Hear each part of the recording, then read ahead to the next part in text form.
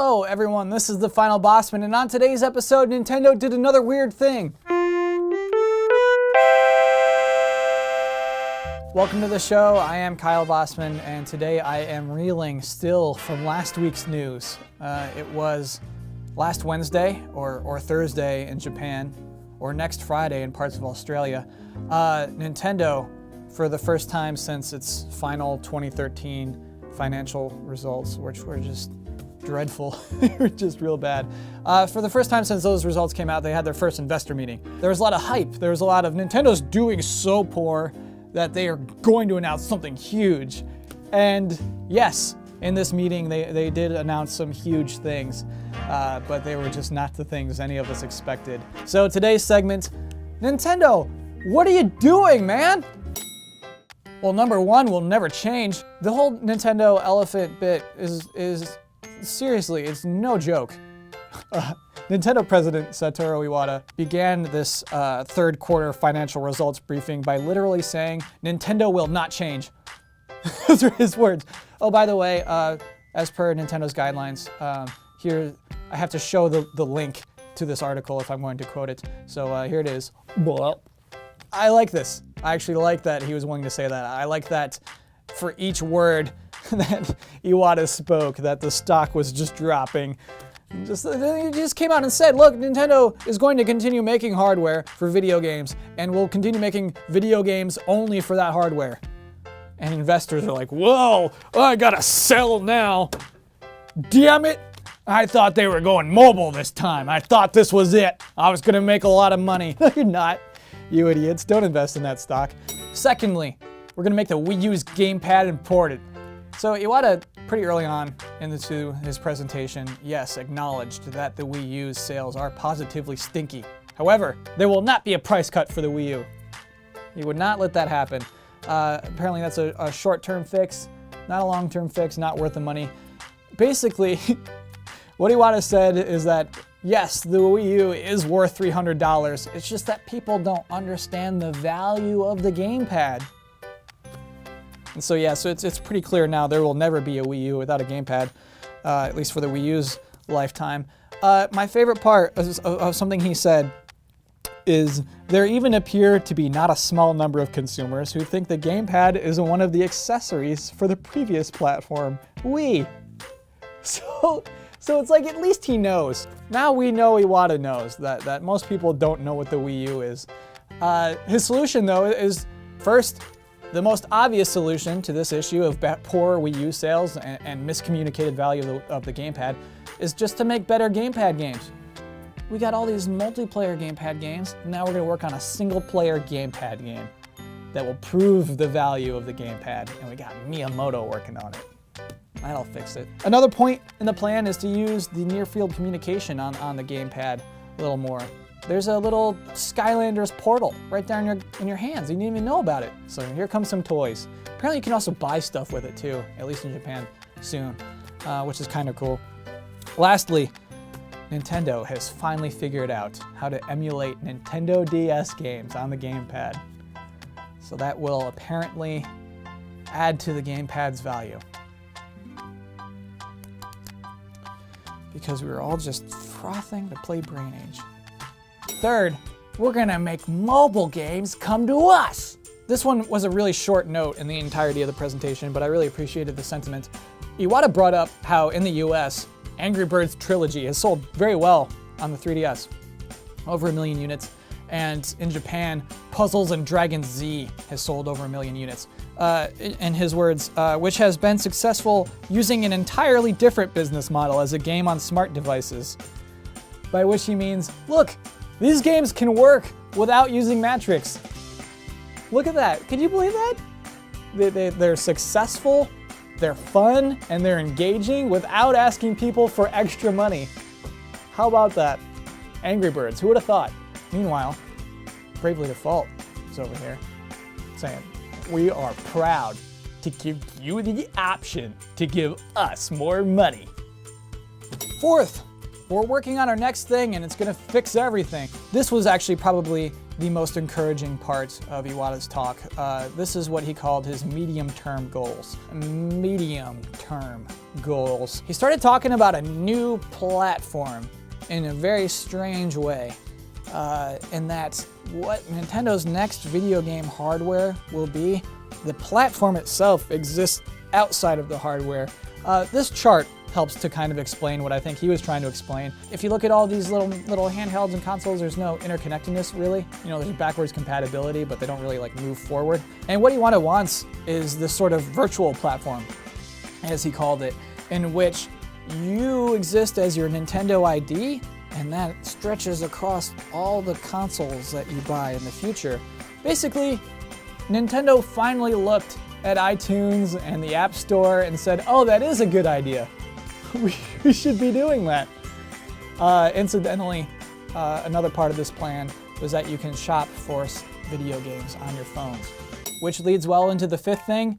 Yeah, we're doing phone stuff. So yes, Iwata did say that Nintendo will be doing some sort of smart device initiative. However, clearly at the beginning of this part of the speech, he said that there will be no Nintendo games ported to mobile as they are now, despite Michael Pachter's advice.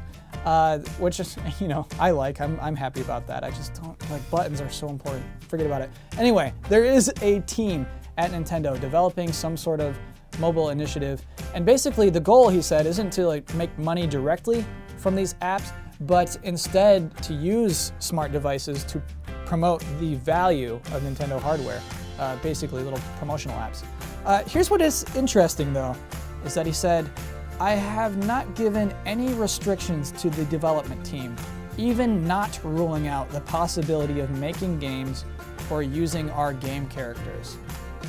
So, there is a possibility that in the future, you will be able to play a new F-Zero game and controlling it with the precise gyroscopes of your iPad Air. That is pure precision, baby! But I don't know, what is it like? What could it, like, some app where Funky Kong just shows you, hey, you should watch this eShop trailer, dude. Like, I don't know, what could you do with characters where you're like promoting? Hard to get excited about that, honestly. And finally, sixth, we're going to improve your quality of life. So this was the weird one. This was the weird thing that Nintendo decided to announce. A new platform. This is the long-term goal of Nintendo. Is after this platform, this virtual platform's out, Nintendo wants to work on its quality of life initiative. Iwata said that basically, we're in the quality of life business. Video games, after all, improve your quality of life. His words, not mine. And so, extrapolating upon that, why not health? Why shouldn't Nintendo be worried about health? And so, Iwata announced that Nintendo's next platform is going to be a health platform, which will be about educating for health and motivating wellness and eventually increasing the fit population. That's gonna be the new thing. And I mean, I'm slightly excited, to be honest. I mean, if jogging was as fun as catching Pokemon, I'd be in the Olympics. But it gets stranger still. Iwata said the new health platform will be possible thanks to non-wearable technology. You can't wear it. And this is funny, you gotta see this graph. Look at this thing. So we got consoles up here, and mobile, forget about mobile. That's old business. Wearable technology, that was at CES 2014. Forget about it, it's dead already. We're leapfrogging. We're going straight to non-wearable, and did not specify what non-wearable is. I mean, consoles are non-wearable. You're starting, that thing up there is non-wearable. Anyway, this non-wearable technology is apparently the hardware by which this new health platform will work. And it is just, that is happening. It sounds out there, but apparently will launch between April 2015 and March 2016. So like that's real soon, to be honest. And that's gonna be Nintendo. So what can we make of all this, really, all this weird info Iwata dropped onto us about their future plans? Basically, Nintendo is more aware of its issues than I think I thought it was. You know, Iwata knows that we just want one unified account where we buy a game once and then have it across all our platforms. And he knows that we think the Wii U is stupid, and he knows that mobile games are dumb. But I think also Iwata revealed a lot about their next hardware without saying too much. You know, he spoke in these terms of short-term and medium-term and long-term, and it was kind of general about them. But, I mean, he said short-term means over the course of the next fiscal year, and he said long-term means 2 or 3 years. So that leads us to believe that this medium-term is 1 to 2 years, which means that we'll see the next hardware between 1 and 2 years from now, which is really soon. Iwata was talking about how he wants to do sales. For if you buy a lot of games, they eventually become cheaper the more you buy.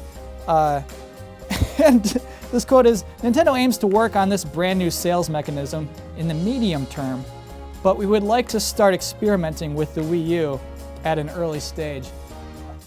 To me, that's kind of just like, oh, well, let's just try this out on the Wii U. It's kind of like in an early Battlefield game where it's clear your team's going to lose. You're not going to win this one.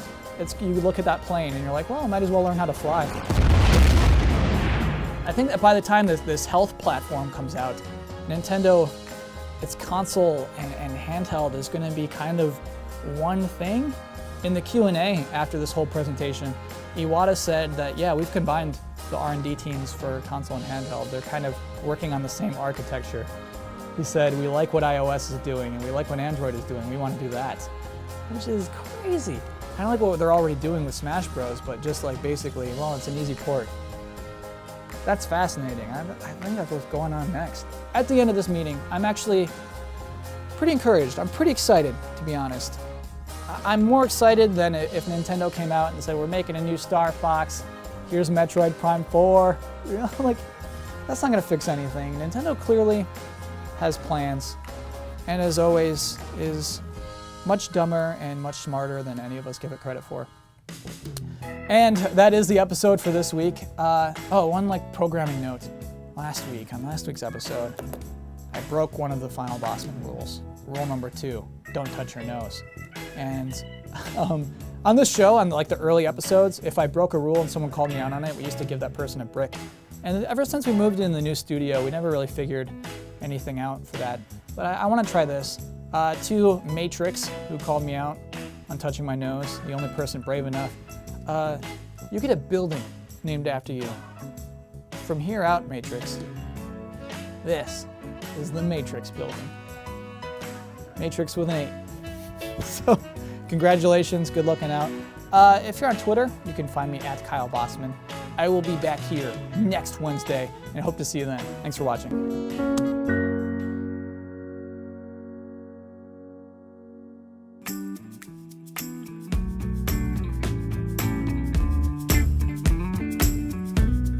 Hi everyone, this week I got a final Bosman scoop! In the last episode, I made fun of Luigi's Mansion Dark Moon for not having any good secrets. And so I was contacted by an anonymous tipster who I think was honestly just a little offended. Anyway, this person pointed me to Iwata Asks for Luigi's Mansion, where Brian Davis, a gameplay engineer at Next Level Games, said, "We made Luigi's Mansion Dark Moon so that people who haven't played its predecessor can still have a completely new game experience. But we put a little idea in the latter half that will greatly please players in the first game, and that's what I like most." What kind of idea? Sorry, but that's still a secret. But I'm certain it will bring back memories for people who have played Luigi's Mansion 12 years ago. Well, this tipster thinks he or she has found that secret. So in Dark Moon's multiplayer, the D-pad is used for Luigi to communicate with other Luigis, like help me and things like that. Thank you very much. Thank you very much. Hey. Help. And this function was left in single player as kind of a funny goof. However, after a specific moment in the story that I won't go into, hitting the D-pad makes Luigi call out for Mario, just like he did in the GameCube Luigi's Mansion. Mario? Mario? Mario?